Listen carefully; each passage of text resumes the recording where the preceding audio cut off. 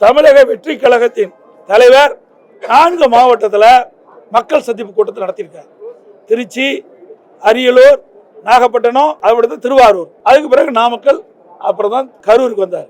ஏற்கனவே 4 கூட்டத்தில் எவ்வளவு மக்கள் அந்த நிகழ்ச்சியில் பங்கு பெறுவார் என்று காவல்துறைக்கு தெரியும், உளவுத்துறைக்கு தெரியும், அரசுக்கும் தெரியும். அதற்கு ஏற்றவாறு இடத்தை ஒதுக்கி இருக்க வேண்டும். அவர் கேட்ட இடத்தை ஒதுக்கல. அதோட எவ்வளவு மக்கள் வருகின்றார்களோ அதற்கு ஏற்றவாறு காவலர்கள் பாதுகாப்பு பணியில் ஈடுபட்டு இருந்தால் உயிர் சேதத்தை தடுத்திருக்கலாம். அதுவும் செய்ய அரசு தவறிவிட்டது.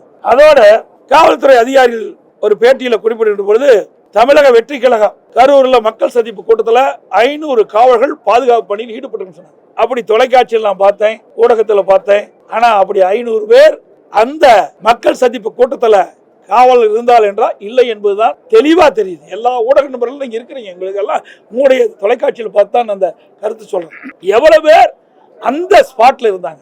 இந்த மக்கள் சந்திப்பு கூட்டத்தில் தமிழக வெற்றி கழக தலைவர் பேசுகின்ற பொழுது எவ்வளவு காவலர் அந்த இடத்துல இருந்தாங்க? வெளியில எல்லாம் நிறுத்தினெல்லாம் கணக்கு போட்டு ஒரு அறிவிப்பை கொடுக்குறாங்க. ஆனா பாதுகாப்புக்கு எவ்வளவு பேர் நிற்கவில்லை என்பது தெளிவா தெரியுது. அதோட இந்த ஏடிஜிபி பத்திரிகையாளர் சந்திக்கின்ற பொழுது 500 பேர் பாதுகாப்பு கொடுக்கப்பட்டதா சொன்னார். இன்றைக்கு முதலமைச்சர் 660 பேர் பாதுகாப்பு பணியில் ஈடுபட்டதா சொல்றார். இதுலயே முரண்பட்ட கருத்து. இப்படிப்பட்ட சந்தேகம் வர காரணத்தினால்தான் மக்களுக்கு இதுல இந்த சம்பவத்துல மிகப்பெரிய சந்தேகம் இந்த அரசின் மீது ஏற்பட்டது.